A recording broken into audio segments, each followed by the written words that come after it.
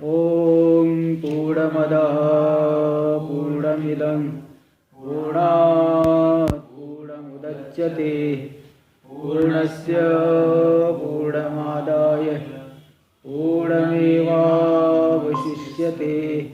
ॐ शान्ति शान्ति शान्तिः।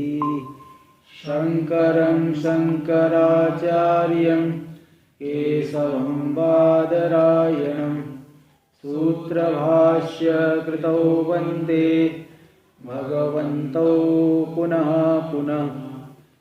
ईश्वरो गुरुरात्मेति मूर्तिभेदविभागिने व्योमवद्व्याप्तदेहाय दक्षिणामूर्तये नमः। ओम शांति शांति शांति। आगे यहाँ जो पेज नंबर 11 पे चौथी पंक्ति आई थी ना, तादात्म्या नाम, तो सदर्थानी की जगह समर्थानी ऐसा पाठांतर है। समर्थानी दूसरी पुस्तक में, अच्छा यहाँ भी दिए है समर्थानी इति व पाठ है, ये भी ध्यान हम लोगों ने नहीं दिया, लेकिन यहाँ टीका टिप्पणी में दिए है समर्थानी इति व पाठ है। समर्थानी पाठ ज़्यादा अच्छा है क्योंकि सहज सहज दोनों के जन्म से ही जब उत्पन्न हुआ तो सहज तादात्म्य हो गया अहंकार और चिदाभास का, और अहंकार और देह के साथ वो कर्म से जन्य हुआ तो कर्मजय हो गया, साक्षी के साथ भ्रांति से हुआ तो भ्रांति जन्य। इसलिए समर्थ नाम अथवा सदर्थ नाम भी चलेगा, अर्थ के अनुरूप नाम। चलिए देखिए आगे, ते 9 नंबर श्लोक नंबर 9 का अवतरण हम लोग देख चुके थे। यहाँ बताए कि ये तो अनादिकाल से है, इसलिए भगवान भगवान और भाष्यकार दोनों के द्वारा वो तादात्म्य की निवृत्ति, अच्छा इसका तो हो गया था 9 ठीक, तो यही मतलब अच्छा टीका ये हुआ ना, श्लोक भी उच्चारण हो गया था ना, श्लोक उच्चारण हुआ था। तो संबंधिनो सतोर नास्ति निवृत्ति सहजस्य तु, जो सहज तादात्म्य है अहंकार और चिदाभास का जीव का, तो जब तक संबंधी है तब तक वो निवृत्ति होगी क्या? सहज है तो निवृत्ति कहाँ से होगी भाई? कोई निमित्त को लेकर के हो तो निमित्त के हटने से हो हट जाएगा, लेकिन जो सहज है तो संबंधी के होते होते तो निवृत्त नहीं होगा। जीव भाव बाधित हो गया फिर तो संबंध की बात नहीं, तो संबंधी क्या, संबंधी नहीं रहे तो संबंध क्या। लेकिन बाकी जो दो है उनके तादात्म्य की निवृत्ति होगी संबंधी के रहते रहते। जैसे कर्मज तादात्म्य शरीर के साथ, अहंकार मतलब ज्ञान के द्वारा बाधित हुआ, अहंकार प्रतीति मात्र रहेगा तो भी शरीर के साथ अब तादात्म्य नहीं रहा। बाधित अहंकार तो रहेगा लेकिन तादात्म्य शरीर के साथ नहीं रहेगा। और जो भ्रांति जन्य साक्षी के साथ, तो साक्षी मैं अहंकार अलग, मैं अहंकार नहीं, अंतःकरण नहीं, मनोमय कोश भी नहीं हूँ, ये सब होता है, ऐसा विवेक पहले हो गया है। इसलिए वहाँ उनके रहने पर भी, बाधित अहंकार रहने पर भी साक्षी के साथ तादात्म्य नहीं है ना। वो तो संबंधी अलग हो गए तो भी संबंध हट गया, संबंधी रह गए, बाधित रूप से रहा अहंकार। लेकिन यहाँ पे क्या है कि वो जीव और अहंकार का तादात्म्य जो है संबंधी के रहते रहते निवृत्ति तो नहीं हो सकती, ये बता दिए। टीका में देख लीजिए, संबंधी थी संबंधिनो सतो परस्पर संबंधित्वेन उत्पद्यमानयोर, परस्पर संबंधी रूप से ही जो उत्पन्न हो रहे हैं है ना। अहंकार कभी भी जीव के साथ अभेद करके ही उत्पन्न हो रहा है, संबंधी रूप से ही उत्पन्न हो रहा है। तो उत्पत्ति काले और संबंधिनो, कुल मिला के नए उत्पद्यमाने और मतलब उत्पत्ति काले और संबंधिनो, उत्पत्ति काल में ही जिसका जीव के साथ तादात्म्य संबंध है, तो उन दोनों के तादात्म्य संबंध की निवृत्ति नहीं हो सकती। तू शब्दों अवधारण में सहजस्य तू, सहजस्य व, सहज की ही निवृत्ति नहीं हो सकती संबंधी के होते होते। सहज तादात्म्य से इतरेतर तादात्म्य वैलक्षण्य द्योतनार्थ हुआ, अथवा तू शब्द का एक और विलक्षणता जो अर्थ होता है सामान्य रूप से, वो विलक्षणता अर्थ ही ले लीजिए कि बाकी जो तादात्म्य, बाकी जो कौन कौन से तादात्म्य, कर्मज और भ्रांतिजन्य, भ्रांति जन्य और कर्मज तादात्म्य से इस तादात्म्य में सहज तादात्म्य में विलक्षणता है, उसको दिखाने के लिए तू शब्द आ गया। उक्त लक्षणयो चित छाया अहंकार्यो, जिनका लक्षण पूर्व में कहा जा चुका है। चिदाभास जो है चैतन्य का आभास रूप है जीव, और अहंकार मतलब कर्तृस्वरूपावृत्ति, कर्तृस्वरूपावृत्ति होगी। ते जो चिदाभास और अहंकार, इनका सहजाख्य से तादात्म्य से निवृत्ति नास्ति एव, सहज रूपी तादात्म्य की निवृत्ति नहीं है। यानी परस्परं पृथक भावो न संभवत्येव, परस्पर इन दोनों का पृथक भाव, पृथकत्व, भिन्नता संभव नहीं है। सुषुप्ति मूर्छा मरणादौ जाग्रत भोग पर प्रद कर्म क्षयात्, जाग्रत काले सुत्याचार्यानुग्रह बलेन अहम ब्रह्मास्मि इति ब्रह्मात्मैक साक्षात्कारच्च कर्मजन्य भ्रांतिजन्याख्य उभे अपि तादात्म्य निमित्ता भावात् नैमित्तिकस्यापि अभावः इति न्यायेन क्रमात् निवर्तेते। देखिए जो बाकी दो तादात्म्य उनकी निवृत्ति होती है, कब निवृत्ति होती इसको दिखा रहे। कर्मज और भ्रांतिजन्य तादात्म्य की निवृत्ति कब होती है? सुषुप्ति मूर्छा मरणादौ, सुषुप्ति काल में, मूर्छा काल में और मरण काल में। जागृत भोग प्रद कर्म रहेंगे भाई, जागृत भोग प्रद कर्म विलीन हो गए तभी सुषुप्ति आई, मूर्छा हुई और मरण हुआ।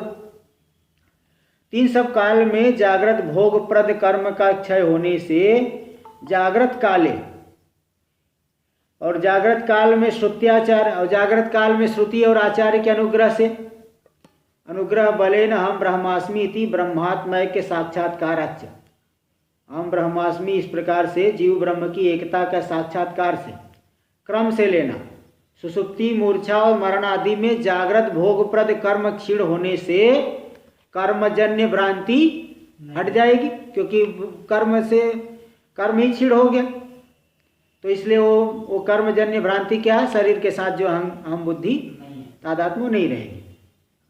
और भ्रांतिजन्य कैसे होगा? भ्रांतिजन्य कैसे हटेगा? वही श्रुत्याचार्य के अनुग्रह के बल से अहम ब्रह्मास्मि इस प्रकार से जीव ब्रह्म की एकता का साक्षात्कार होने से कर्मजन्य भ्रांतिजन्याख्य उभे अपि तादात्म्य, ये जो दोनों तादात्म्य, निमित्ता भावात् नैमित्तिकस्यापि अभाव, निमित्त नहीं होगा तो नैमित्तिक कार्य भी नहीं होता है, कारण नहीं है तो कार्य भी नहीं होगा। भ्रांतिजन्य तादात्म्य था किसका किसका? अहंकार और साक्षी का। अहम ब्रह्मास्मि इस बोध से उसकी निवृत्ति हो गई। और कर्मजन्य तादात्म्य था शरीर के साथ में अहंकार का, वह कब विनष्ट हो जाएगा? सुषुप्ति मूर्छा और मरण काल में जब जागृत भोग प्रद कर्म क्षीण हो गए तो वहाँ पे निवृत्त हो जाएंगे, क्योंकि न्याय है, युक्ति है, नियम है। निमित्ता भावात् नैमित्तिकस्यापि अभावः, निमित्त कारण नहीं रहेगा तो नैमित्तिक यानी कार्य का भी अभाव हो जाता है, निमित्त को लेकर के जो कार्य होता है उसका भी अभाव हो जाता है। इति क्रमात् इति न्यायेन क्रमात् निवर्तेते। कर्म क्षयात् कर्मजम तादात्म्यम निवर्तते, कर्म का क्षय होने से कर्मजन्य तादात्म्य निवृत्त हो जाता है सुषुप्ति मूर्छा और मरण आदि में। और अहंकार देहाख्या उभौ अपि संबंधिनो परस्पर संबंधम त्यजेते, अहंकार और देह रूपी जो दोनों संबंधी है, शरीर में अहंकार बुद्धि हो रही है, गहरी निद्रा में नहीं रहता है, तो दोनों का संबंध जो है परस्पर संबंध हट जाता है, नष्ट हो जाता है, उसका त्याग हो जाता है। और प्रबोधाद, अब अप्रबोध क्षय सति, प्रबोध यानी ज्ञान होने पर, अप्रबोध यानी अज्ञान का क्षय होने पर भ्रांति जन्यम अपि तादात्म्यम निवर्तते, भ्रांति से जन्य जो तादात्म्य है अहंकार और किसका? साक्षी का। साक्षी में जो मैं बुद्धि होती है, मैं शुद्ध बुद्ध मुक्त हूँ, अहम बुद्धि वहाँ हो रही है, उसकी भी निवृत्ति हो जाएगी। बोधानंतरम साक्षी संबंध राहित्येनापि, ज्ञान के बाद तो साक्षी का संबंध भी अहंकार से हट गया, इसलिए राहित्येनापि अहंकार प्रतीति अन्य दृष्टि।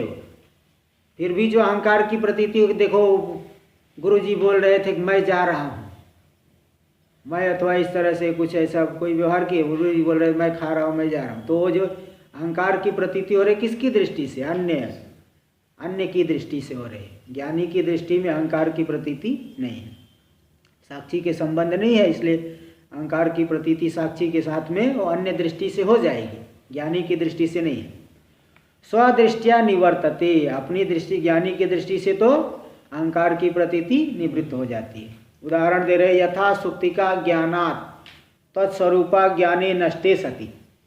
सुक्तिका के अज्ञान से, सुक्तिका के ज्ञान से, अज्ञान नहीं लेना, सुक्तिका पहले दीर्घ है ना, सुक्तिका तो स्त्रीलिंग शब्द है। सुक्तिका के ज्ञान से, सीपी के ज्ञान से, तत्स्वरूपा ज्ञाने नष्टे, सीपी का ज्ञान नष्ट हो गया कि नहीं? पहले सीपी का ज्ञान था, इसलिए वहाँ पे रजत की भ्रांति हो रही थी, चांदी दिख रहा था, लेकिन जब जाके उठा के देखा तो बोला अरे ये तो सीपी है, फेंक दिया। तो उसके स्वरूप, सुक्तिका के ज्ञान से, सुक्तिका का ज्ञान, उसके स्वरूप विषय का ज्ञान का नाश होने पर तत्रैव रजतम लीयते, रजत वहीं पे लीन हो जाता है, गायब हो जाएगा, मतलब बाधित हो जाता है। रजत नहीं बल्कि सीपी, सुक्तिका ही है।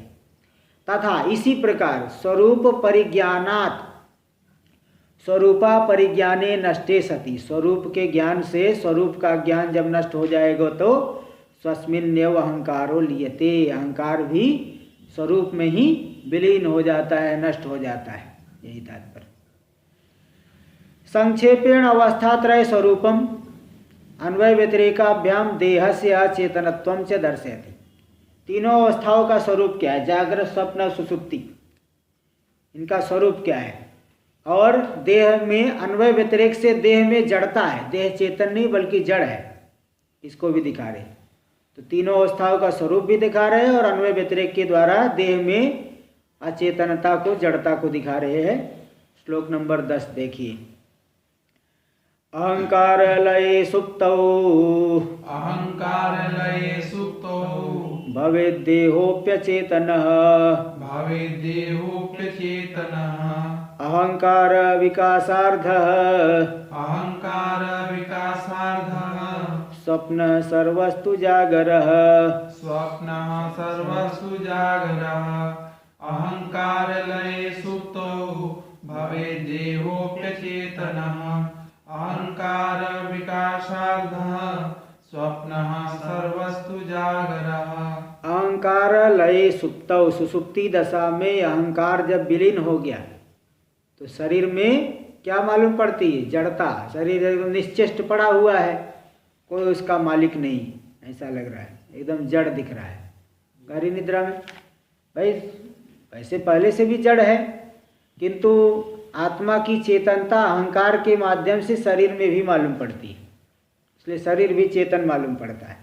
लेकिन जब गहरी निद्रा में अहंकार और शरीर का संबंध वियुक्त हो गया, अहंकार विलीन हो गया, तो शरीर भी क्या हो जाता है? अचेतन यानी जड़ हो जाता है। इसलिए शरीर वास्तव में जड़ ही है, अहंकार के माध्यम से चेतनता मालूम पड़े तो सुप्त, सुसुप्ति दशा में।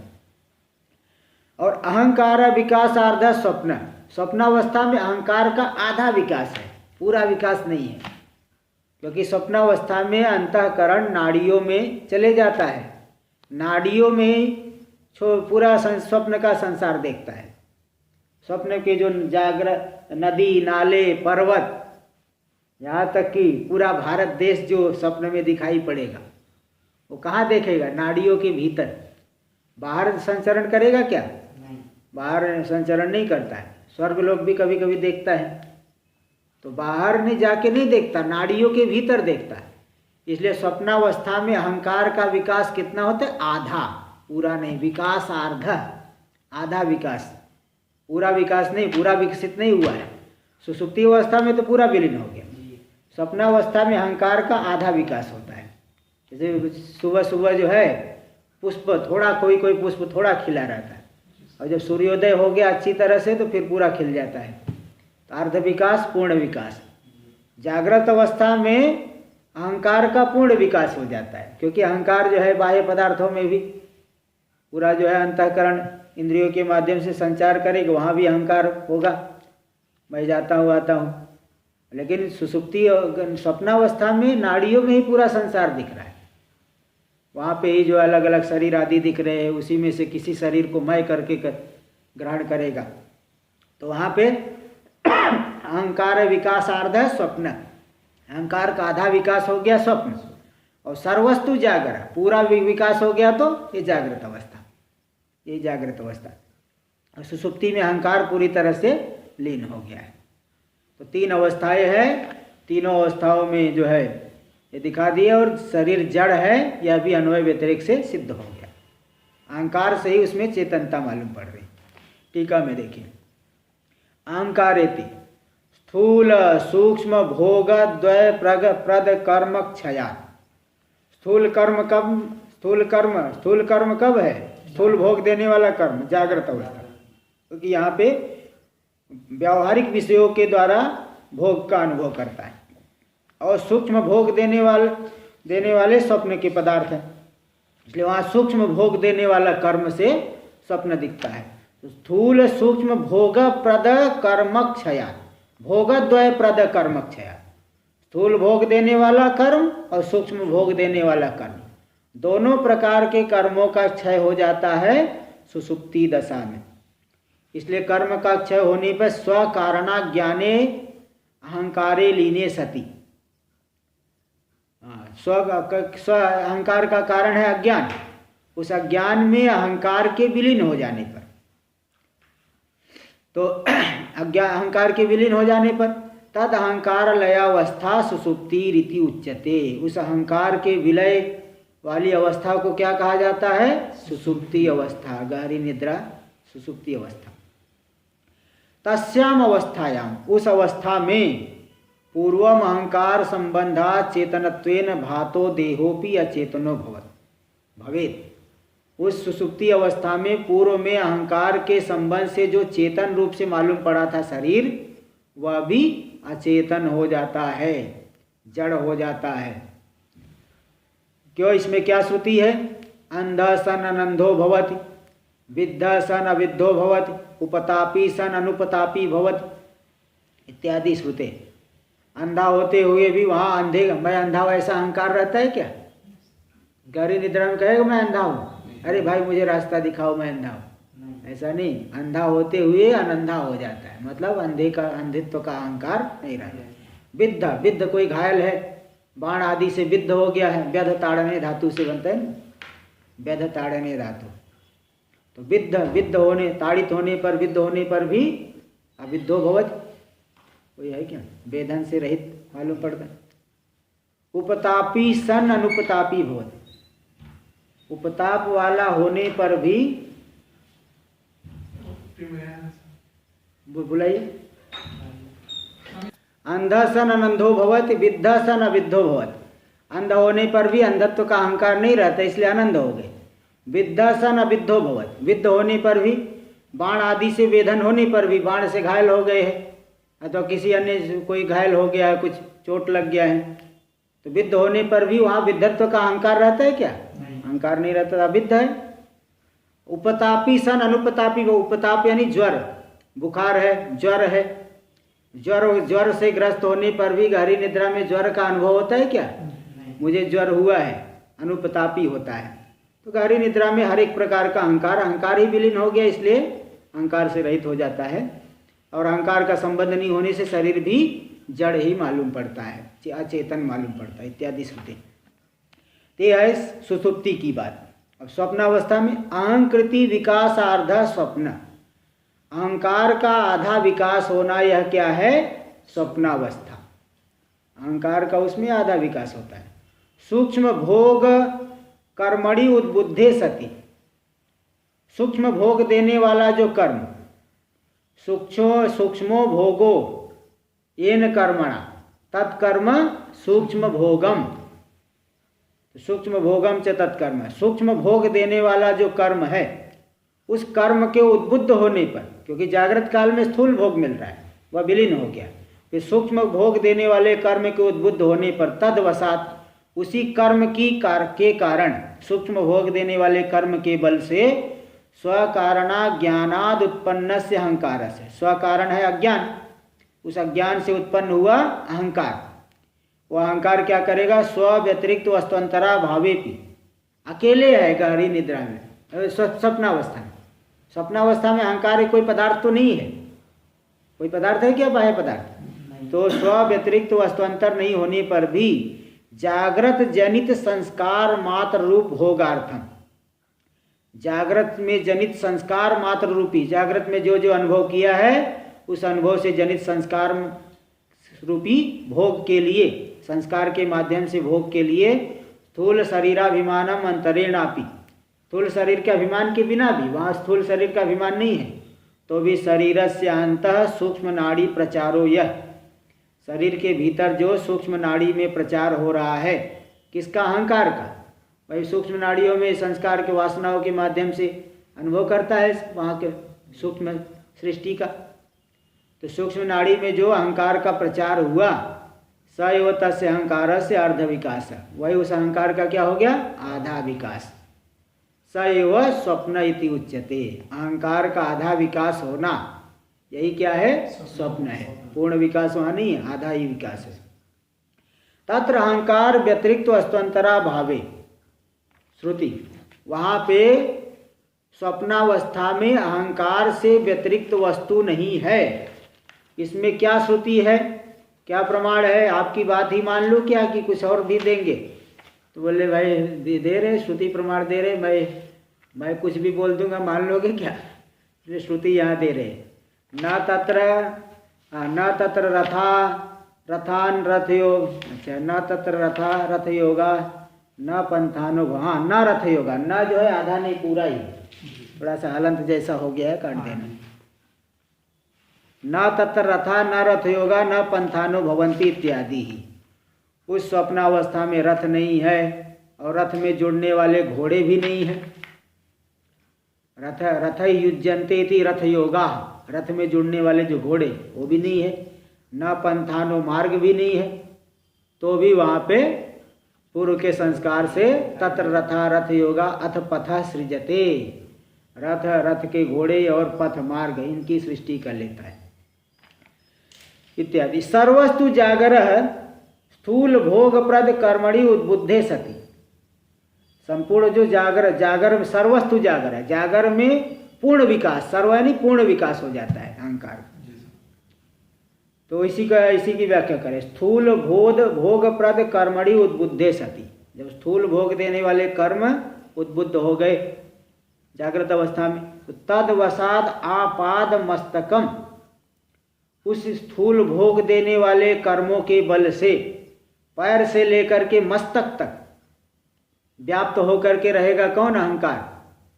ये थोड़ी कि पैर में सिर में ही अहंकार करेगा, पैर में नहीं, पूरे शरीर में। इसलिए जो है थोड़ा सा भी एक खरोच लग जाए तो व्यक्ति को दुख होता है, अरे आज तो घायल होते होते बचा, है ना। थोड़ी सी कुछ बात होगी बड़ा चढ़ा के बोलेगा, कल तो मैं बाल बचा, है ना। कुछ थोड़ा सा हो, कुछ ऐसा हो गया, बोलेगा अरे बहुत खतरनाक स्थिति हो गई थी कल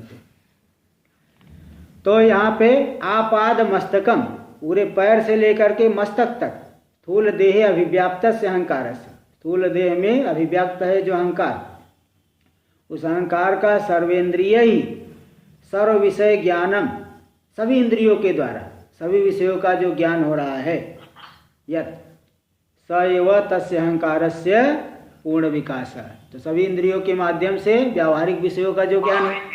हाँ जी बोलिए। स्वामी जी,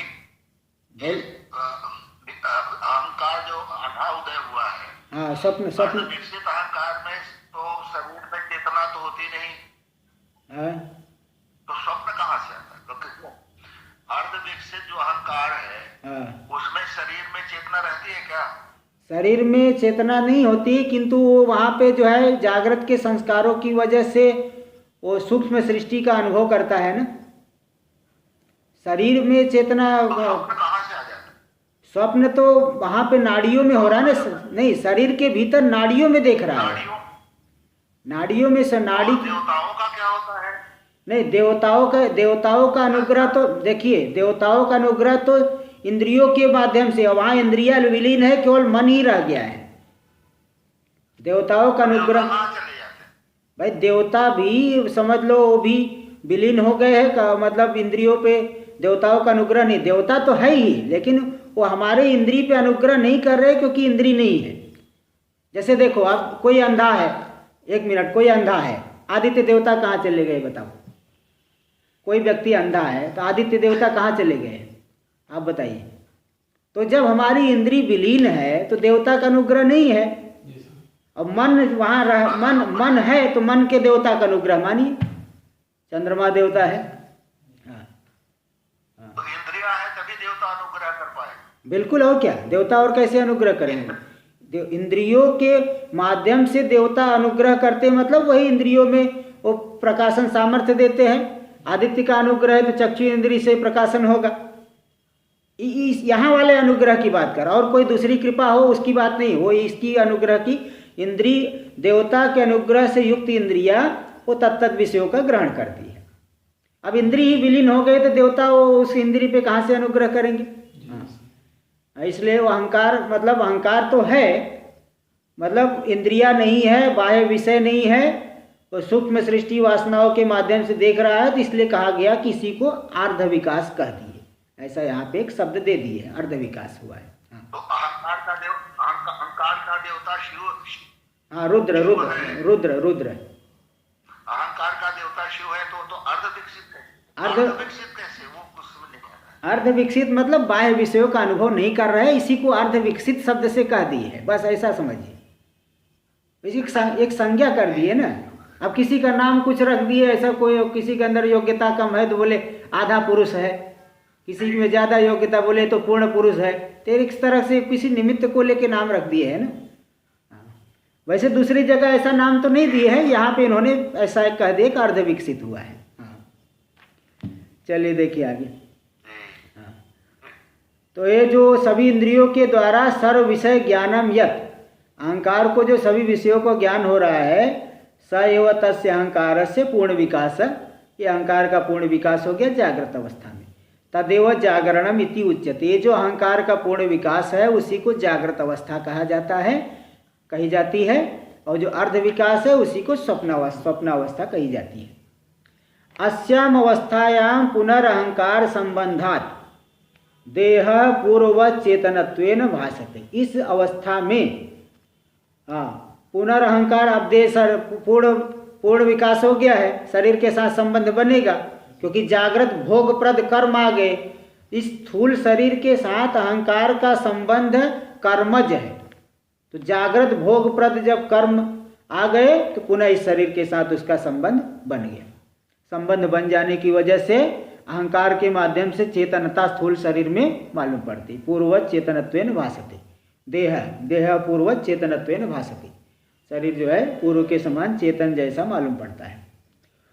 अब यहाँ देखिए, दोनों जगह अहंकार तो समान है, उभयत्र अहंकारे समाने, दोनों अवस्था में अहंकार समान होने पर भी स्वप्ना जागृतस्य, स्वप्न से जागृत अवस्था की क्या विलक्षणता है? यही विलक्षणता है, जागृत अवस्था में विषय और इंद्रिय दोनों है, स्वप्नावस्था में विषय और इंद्रिय दोनों नहीं। जागृत से इंद्रिय विषय सद्भावात्मक वैलक्षण्य द्योतनार्थ तू शब्द, स्वप्न की अपेक्षा से जागृत अवस्था में क्या विलक्षणता है? इंद्रिय विषय सद्भावात्मक वैलक्षण्य, इस वैलक्षण्य को दिखाने के लिए तू शब्द है। सर्वस्तु जागर, श्लोक में है सर्वस्तु जागर, जागर अवस्था में तो अहंकार का पूर्ण विकास है, इसी विलक्षणता को दिखाने के लिए तू शब्द आ गया। अत्र दर्शिते अवस्था त्रय लक्षणे, ये जो तीन अवस्था रूपी दिखाई गई है ना, इसमें भी प्रमाण क्या है? इसमें भी प्रमाण देना पड़ेगा, तो प्रमाण दिखा रहे मांडुक्य तापनीयादि उपनिषद प्रमाणानि, मांडुक्य उपनिषद का वाक्य और तापनीय नृसिंह उत्तर तापनीय उपनिषद है ना, नृसिंह तापनीय उपनिषद, तापनीय आदि उपनिषद प्रमाणानि, और भी उपनिषद तो 1180 है, अब सभी तो उपलब्ध भी नहीं है ना, इसलिए आदि से और भी कुछ उपनिषद है, समझ लेना चाहिए।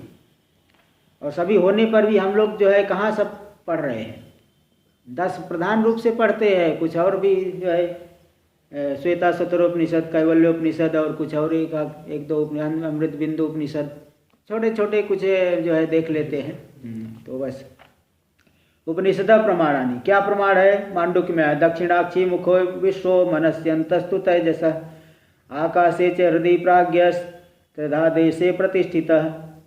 दक्षिणाक्षी मुखे विश्व, दक्षिणाक्षी में प्रधान रूप से विद्यमान रहता है जागृत अवस्था में अभिमानी चैतन्य विश्व। मनस्यंतस्तु तेजस, मन के भीतर वहाँ पे अभिमान करके रहता है कौन? तेजस नाम का चैतन्य सूक्ष्म प्रपंच को देखता है। आकाशे च हृदय, हृदय आकाश में, सुसुप्ति अवस्था में, हृदय आकाश में सब विलीन हो गए हैं। वहाँ प्राज्ञ जो सुसुप्ति अवस्था का अभिमानी चैतन्य प्राज्ञ त्रिधा देहे प्रतिष्ठित, शायद व्यवस्थित आया है मांडू में, यहाँ प्रतिष्ठित दे दे। 3 प्रकार से वही चैतन्य देह में प्रतिष्ठित है, 3 अलग अलग अवस्थाओं का अनुभव करते हुए। ये तो गौड़पादाचार्य जी का वाक्य है।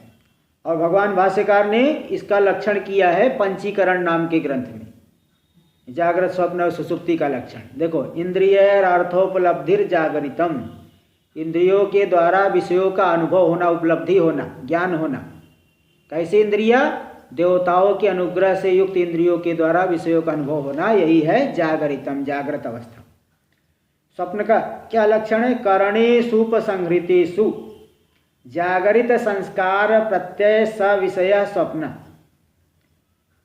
कर सभी इंद्रियों के विलीन हो जाने पर जागृत संस्कार, इंद्रिय सभी इंद्रिय माने सभी कर्म इंद्रिय, ज्ञान इंद्रिय, मन तो रहता है, तो इंद्रियों के विलीन हो जा, उपसंहृत हो जाने पर, लीन हो जाने पर जागृत संस्कार से होने वाला जो प्रत्यय सविषय, सविषयक प्रत्यय, वहाँ विषय भी दिखाई पड़ता है स्वप्नावस्था में। ऐसा नहीं केवल ज्ञान हो रहा है, प्रातिभाषिक विषय। विषय कैसा विषय? प्रातिभाषिक विषय। तो जागृत संस्कार से होने वाला जो प्रत्यय सविषयक प्रत्यय, सविषयक ज्ञान, वही है स्वप्न। और सुसुप्ति का क्या लक्षण है? वही पंचीकरण में दिए है। सर्व प्रकार प्रकारक ज्ञानोपसंहारे, संहारो, संहारो नहीं संहारे होना चाहिए, संहारे पंचीकरण में संहारे दिए। सर्व प्रकार ज्ञानोपसंहारे, सभी प्रकार के ज्ञान का उपसंहार हो जाने पर बुद्धे कारणात्मना अवस्थानम सुसुप्ति, बुद्धि का कारण अज्ञान रूप से अवस्थित हो जाना, अज्ञान में विलीन हो गई बुद्धि, बुद्धि विलीन हो गई, तो बुद्धि का कारण रूप से अवस्थित हो जाना मतलब बुद्धि का विलय हो जाना, सभी प्रकार के ज्ञान का उपसंहार हो जाने पर यही है सुसुप्ति। इत्यादिनी श्रीमद् गौण पादाचार्य भगवत पादाचार्य आदि पूर्वाचार्य वचनादि च, इसमें से श्रीमद् गौण पादाचार्य जी का वचन वही से श्लोक आया। और बाकी तीनों जो लक्षण है जागृत स्वप्न सुसुप्ति, ये तीनों भगवत पादाचार्य आदि का वचन, आदि से और भी किसी का वचन हो सकता है ऐसा, तो सब आदि पूर्वाचार्य के वचन है। ये सब तीनों अवस्थाओं के विषय में प्रमाण है। एवं कर्तृ व्यापारम निरूप्य, करता है अहंकार, उस अहंकार के व्यापार का निरूपण करके, कहीं पूर्ण विकास है कहीं अर्ध विकास है, ये सब दिखा करके, करणस्यापि क्रिया व्याप्यत्वम तत्क्रियाम दर्शयति, इंद्रियों में भी क्रिया से व्याप्यत्व है, भाई जो करण है क्रिया से व्याप्य होता है, तो तत्क्रिया करण में भी क्रिया व्यापत्वम तत्क्रियाम दर्शयति, क्रिया की व्याप्यता और उस क्रिया को दिखाते हैं। करण तो क्रिया से व्याप्य होते हैं, इसलिए क्रिया को तत्क्रियाम दर्शयति। देखिए आगे श्लोक 11, अंतःकरण वृत्तिश्च चितिच्छायैक्यमागता वासना कल्पयेत् स्वप्ने बोधेक्षैर्विषयान् बहिः अंतःकरणवृत्तिश्च चितिच्छायैक्यमागता वासनाः कल्पयेत् स्वप्ने बोधेक्षैर्विषयान् बहिः। अंतःकरण वृत्तिश्च, अंतःकरण की जो वृत्ति है, अंतःकरण और वृत्ति जो इदम अहम आदि जो वृत्ति है, जिसको मन शब्द से पूर्व में कहा गया, हाँ वो जो है कर्तृस्वरूपा वृत्ति तो अहंकार हो गई, और इदम अहम ये सब जो वृत्ति, इदम आदि जो वृत्ति है वो विषयाकार जो वृत्ति यानी वो हो गया कौन? मन।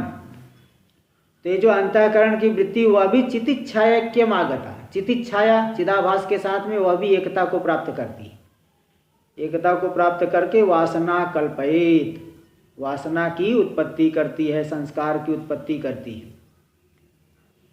स्वप्ने, स्वप्न में, अच्छा स्वप्न में वासना की उत्पत्ति करती है, और बोध अवस्था में, इसलिए स्वप्न का भी संस्कार रहता है। स्वप्न के पदार्थों को जो हमने अनुभव किया उसको भी जागृत में बता, आज मैंने यहाँ ऐसा स्वप्न देखा, तो अंतःकरण की वृत्ति चिदाभास के साथ एकता को प्राप्त करके स्वप्न में वासना की कल्पना करती है। और बोधे यानी जागृत अवस्था में अक्षर विषयान वही, इंद्रियों के द्वारा बाहर विषयों की कल्पना वही कराती है। वासना विषयान वही, बाहर विषयों की कल्पना वही वृत्ति ही कराई। अंतःकरण के माध्यम से ही वही जो है, जो मन के द्वारा ही संसार है, बिना मन के संसार नहीं। संसार तो परमात्मा ने जो जगत बनाया, वह जगत सबके लिए एक बनाया है, लेकिन एक ही वस्तु से किसी को सुख मिलेगा, किसी को दुख मिलेगा। इसमें क्या है, नियामक है हमारा जो मन में जो आकार है ना, वह आकार ही नियामक है। जैसे इसी आश्रम में ले लीजिए, कोई किसी को वो बहुत अच्छा है, दूसरा कहे वो नहीं, हो ठीक नहीं है। कोई उधर जो है गुस्से में घूम रहे, कोई उधर पैसा करेंगे। मतलब क्या, मतलब सबके लिए सभी एक बराबर नहीं है। कोई भी कहीं भी चले जाओ, सबके लिए हर एक व्यक्ति बराबर नहीं। तो मतलब हमारे अंतःकरण में जो आकार है, उस आकार के अनुसार व्यक्ति को सुख दुख मिलता है। इसलिए जो जागृत अवस्था में इंद्रियों के द्वारा बाहर विषयों की कल्पना कराती है अंतःकरण की वृत्ति, यानी उसके माध्यम से जैसा मन में आकार बना के रखा है, उसी के अनुसार उसे सुख दुख मिलेगा। तो ये जो है, यहीं पे वृत्तियों का जो है, वृत्तियों की एक क्रिया, वृत्तियों के माध्यम से ही विषयों में जो है सुख दुख का अनुभव होता है। देखो टीका में दे रहे, अंतःकरण अंतःकरणम चासो वृत्तिश्च इति अंतःकरण वृत्ति। अंतःकरण रूपी जो वृत्ति, जो मन रूपी वृत्ति, जिसको वृत्ति शब्द से मन को कहा गया और अहंकार को कर्तृ स्वरूपा कहा गया। सच्चिदाभास कर्तृरूप वृत्ति मद अपेक्षया, सच्चिदाभास कर्तृरूप जो वृत्ति है, कर्तृ स्वरूपा वृत्ति, उस वो वृत्ति नहीं, वृत्ति मद, कर्तृरूप वृत्ति मद अपेक्षा, कर्ता जो वृत्ति मद है, कर्ता सच्चिदाभास कर्तृरूप जो वृत्ति मद है। चिदाभास, चिदाभास यानी वही जीव हो गया जो कि कर्ता है, वही वृत्तिमान है। तो कर्तृरूप जो वृत्तिमान है, उसकी अपेक्षा से करण रूप है कौन, अहंकार हो गया वृत्तिमान, और करण हो गया मन। वो पूर्व में जो दो धीतु द्विधा स्थिता आकर के आया, तो करण उसकी अपेक्षा से जो करण भूत है, करण स्वरूप है, मन शब्दवाच्य अहम इदमात्मिका वृत्ति, अहम इदम, यह मैं यह, ये स्वरूपा जो वृत्ति है, यह मन शब्द वाच्य, मन शब्द का अर्थ है, मन शब्द से इसे कहा जाता है। वृत्तिश्च इति चकारेण, अंतःकरण वृत्तिश्च, यहाँ पे च के द्वारा छाया अहंकार ऐक्य विषय प्रदर्शितो दृष्टांत आदि, छाया और अहंकार के ऐक्य के विषय में जो दृष्टांत दिखाए, सप्तम श्लोक, 7वें श्लोक में आया था। वो दृष्टांत दिए थे कि हाँ, तप्त यह पिंडवत, तप्त लोहे के पिंड के समान जो है छाया और चिदाभास में, चिदाभास और अहंकार में एकता हो जाती है। इसी प्रकार यहाँ पे भी, इसके साथ भी, इसका भी उसके साथ एक ऐक्य हो जाएगा। अंतःकरण वृत्ति भी चिदाभास के साथ तप्त यह पिंड के समान एकता को प्राप्त करेगी। तो च शब्द से उस दृष्टांत को भी ले लेना। वृत्तिश्चेति चकारेण छाया अहंकार ऐक्य विषय प्रदर्शितो दृष्टांत आदि, दृष्टांत आदि उनको भी ले लेना। और अवस्थात्रयेपि अहंकारवत, तीनों अवस्थाओं में जैसे अहंकार का संकोच विकास हो जाता है, जागृत अवस्था में पूर्ण विकास है, स्वप्नावस्था में अर्ध है, और सुषुप्ति अवस्था में पूर्ण लय है। उसी प्रकार वृत्ति का भी, वृत्तिमद अहंकार का जैसे है, वृत्तियों का भी जागृत अवस्था में पूर्ण विकास, स्वप्नावस्था में अर्ध विकास, सुषुप्ति अवस्था में पूर्ण लय। तो अवस्था त्रयेपि अहंकारवत संकोच विकास आदि चात्रापि समान, यहाँ पे भी वृत्तियों के विषय में भी संवृत्ति भी उसी के समान ही इति द्योत्यते, च शब्द के द्वारा ये द्योतित हो गए। उक्त लक्षणा सा वृत्तिश्च सुसुप्तौ लीयते, ये मन रूपा जो वृत्ति है, आमिदम रूपा वृत्ति, जिसको मन शब्द से कहते, वह सुसुप्ति में लीन हो जाती। सा पुनः, वह वृत्ति पुनः भोग, सूक्ष्म भोग प्रद कर्म वसात, सूक्ष्म भोग प्रद जब कर्म उद्बुद्ध होगा भोग देने के लिए स्वप्नावस्था में, तो स्वप्नावस्था में उत्पत्ति समय चित छाया, उत्पत्ति के समय में चिदाभास के साथ ऐक्य को प्राप्त कर लेगी। कैसे? जो दृष्टांत वही ले रहा है, तप्ताया पिंडवत, तप्त लौह पिंड के समान ऐक्य को प्राप्त होते हुए स्वप्नावस्थायाम नाड़ी मध्य, स्वप्नावस्था में नाड़ी के बीच में, नाड़ी में कर्तृकरण कर्म क्रियात्मक व्यवहार वासना कल्प्यति। वही जो वृत्ति ही कर्तृकरण, वृत्ति को लेकर है कि कर्ता, कोई कर्ता हो गया, कोई करण हो गया, कोई कर्म हो गया, कोई क्रिया हो गई, तो क्रियात्मक व्यवहार वासना कल्पयति। इन सभी व्यवहारों की वासना को, संस्कार को यह वृत्ति उत्पन्न करेगी। कल्पयति सैव पुनः स्थूल भोग प्रद कर्मवशात, वही जो वृत्ति स्थूल भोग देने वाले कर्मों के बल से स्थूल शरीरेण ऐक्यम प्राप्त, स्थूल शरीर के साथ एकता को प्राप्त होकर के, प्राप्ता सती जागृत अवस्थायाम श्रोत्रादि इंद्रिय शब्दादि विषयान बहि कल्पयेत। जागृत अवस्था में श्रोत्रादि इंद्रियों के माध्यम से शब्दादि विषयों को बाहर कल्पना कर देती है वह मन रूपा वृत्ति, अंतःकरण स्वरूपा वृत्ति। ननु बाह्य विषयाणाम ईश्वर सृष्टित्व, फिर यहाँ शंका और एक बाह्य विषय की तो सृष्टि ईश्वर ने की है, अंतःकरण ने कहाँ किया है? विषय तो बाह्य ईश्वर ने रचा है, पूरा संसार को रचा है। तो ईश्वर सृष्टित्वे पी, ईश्वर सृष्टित्व होने पर भी भोग्यत्वाकार, अच्छा सृष्टित्वेन अंतःकरण कल्पितत्वम अयुक्तम, अंतःकरण के द्वारा बाह्य विषयों की कल्पना हुई है तो ठीक नहीं है, वो तो भगवान ने, ईश्वर ने बनाया है। इति चेत सिद्धांतिकार नय स दोषा, बोले इसमें कोई दोष नहीं है। स्वरूप मात्र से ईश्वर सृष्टित्वे पी, स्वरूप मात्र भले ईश्वर के द्वारा सृष्ट है, पूरा जगत पंचभूतात्मक है, ईश्वर ने बनाया, लेकिन सबको, किसी को कहीं से सुख मिल रहा है, कहीं से दुख मिलेगा। तो स्वरूप मात्रा से ईश्वर सृष्टित्व भी, ईश्वर सृष्टि में कोई विषमता नहीं है, तो भी भोग्यत्वाकार से अंतःकरण कल्पितत्वात्, भोग्यत्वाकार किसके द्वारा बनाया गया? अंतःकरण के द्वारा कल्पित हुआ है। इसीलिए आचार्य वचन है, करणम कर्म कर्ता च क्रिया स्वप्ने फलम च धी जागृत एवं यतो दृष्टा। करण कर्म कर्ता क्रिया, हाँ, स्वप्ने फलम च धी जो बुद्धि, जागृति एवं यथा दृष्टा, जागृत अवस्था में ये सब देखा गया है, करण कर्म क्रिया ये सब देखा गया। तो ये सब जो भोग्यत्वाकार आया, किसको लेकर के आया? मन को लेकर के आया। ऐसा इति आचार्य वचनाच, ऐसा आचार्य वचन कहीं आया है। तो मतलब ये भोग्यत्वाकार, इसको पंचदशी में अच्छी तरह से दिखाए है कि जीव सृष्टि और ईश्वर सृष्टि क्या है, ये पंचदशी में दिखाए है। इति आचार्य वचनाच आगे हम लोग कल करेंगे। ओम पूर्णमदः पूर्णमिदं पूर्णात् पूर्णमुदच्यते पूर्णस्य पूर्णमादाय पूर्णमेवावशिष्यते। ओम शांति शांति शांति।